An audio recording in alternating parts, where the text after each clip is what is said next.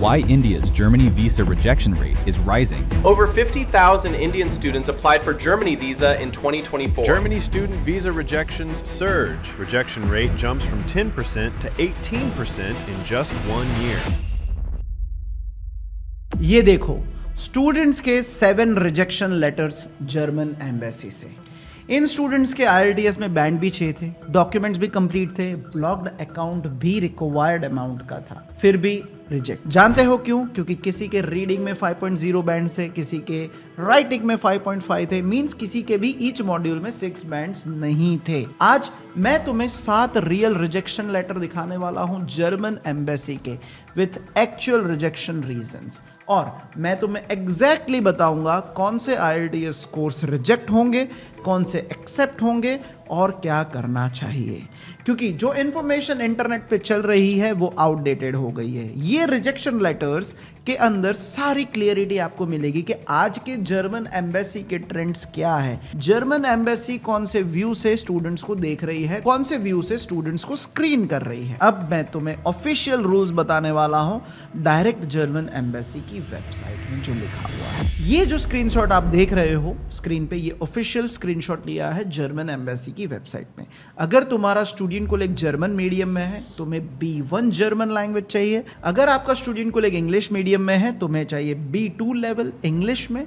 अब ये वाला पॉइंट यहां पे ज्यादातर स्टूडेंट्स गलती करते हैं।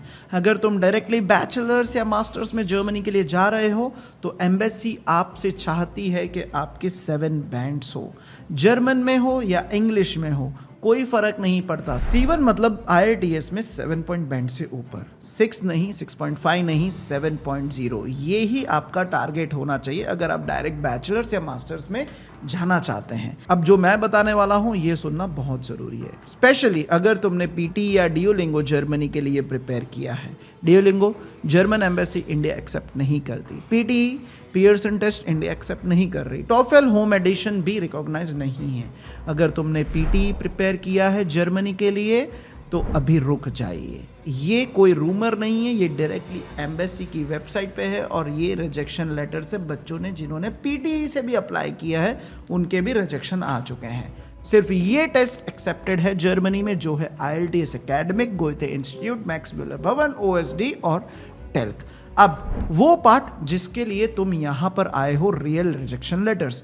ये 7 रिजेक्शन लेटर जो जर्मन एम्बेसी ने इंडियन स्टूडेंट्स को भेजे हैं, मैं उनके नाम नहीं बताऊंगा, लेकिन उनकी गलतियां मैं आपको जरूर बताऊंगा क्योंकि तुम्हारा वीजा इस पे डिपेंड करता है। लेटर नंबर 1, इस स्टूडेंट के ओवरऑल 6.0 बैंड्स थे, लेकिन राइटिंग सेक्शन में सिर्फ 5.5।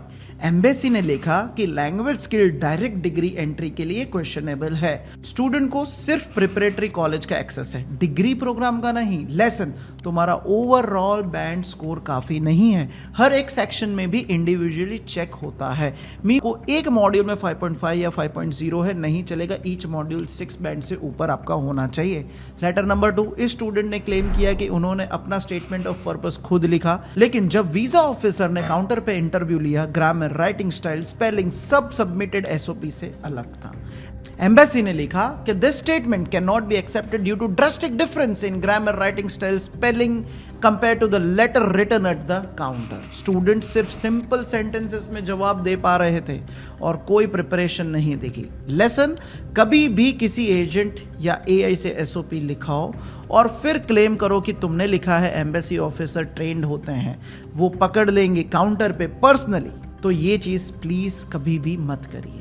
लेटर नंबर 3, इस स्टूडेंट का IELTS B2 था, मतलब 6.0 बैंड्स, वो कॉन्फिडेंट था। एम्बेसी ने लिखा your IELTS submitted score at B2 level shows particularly below average performance in the areas of listening, writing, reading and speaking. 6.0 overall score bachelors या masters program के लिए insufficient consider किया गया है। Direct rejection. Lesson, 6.0 IELTS Germany में direct degree admission के लिए insufficient है। ऑफिशियल रिक्वायरमेंट C1 है, मतलब 7.0 या उससे ऊपर टारगेट करिए। लेटर नंबर 4, IELTS 5.5, 2020 में अंडरग्रेड कंप्लीट किया और फिर कुछ नहीं।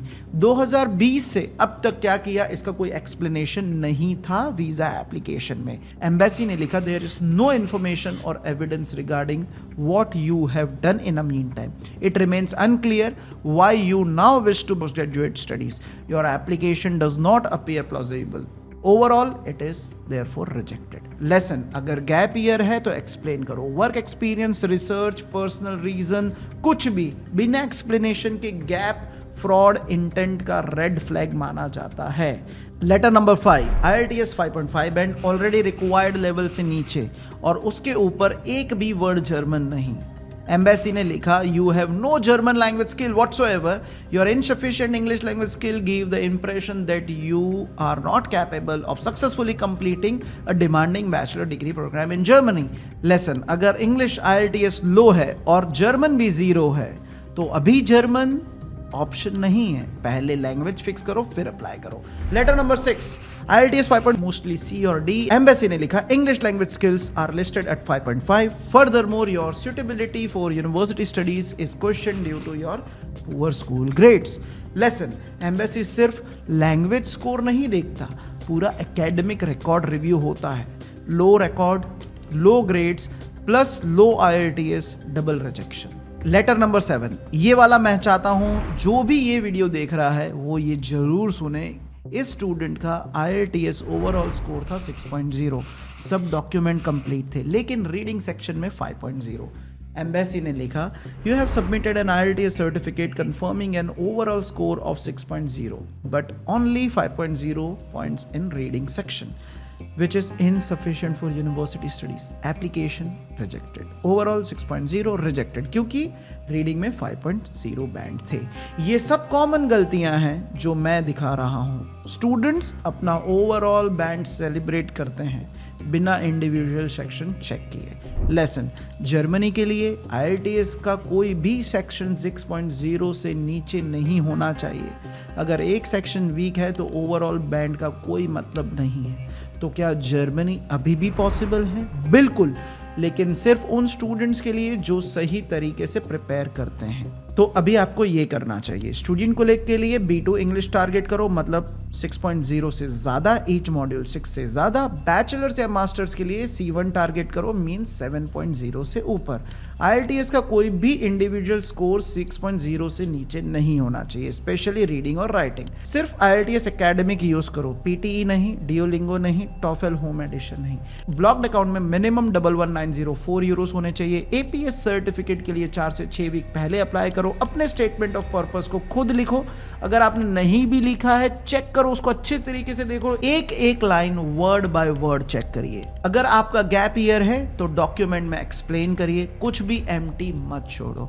अगर ग्रेड लो है, रिटन एक्सप्लेनेशन और सपोर्टिंग डॉक्यूमेंट्स के साथ एड्रेस करो। एप्लीकेशन 5 से 6 मंथ्स पहले स्टार्ट करो, क्योंकि कभी कभी वीजा प्रोसेसिंग में 12 वीक्स तक लग सकते हैं। ये लेटर्स रियल है, ये स्टूडेंट्स रियल है और इनकी गलतियां अवॉइडेबल थी। Reading section 5.0 reject. SOP agent ने लिखा रिजेक्ट। गैप ईयर एक्सप्लेन नहीं किया, रिजेक्ट। अगर तुम्हारे किसी भी दोस्त ने जर्मनी में अप्लाई किया है या प्लान कर रहा है, अभी ये वीडियो उन्हें सेंड करो। तुम्हारा एक शेयर उनका वीजा रिजेक्शन और महीनों की मेहनत बचा सकता है। और लास्ट इंपॉर्टेंट थिंग कि जो भी बच्चों का कोर्स अगर नेक्स्ट कोर्स से मैच नहीं है, उनका 100% रिजेक्शन रेशियो चल रहा है।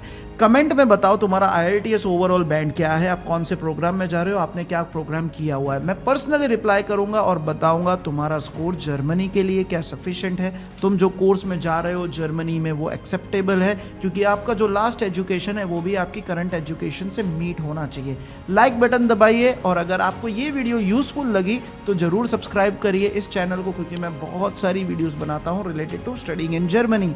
मेरा नाम है अमृतपाल और मैं मिलता हूँ आपको नेक्स्ट वीडियो में। All the best for your study in Germany journey.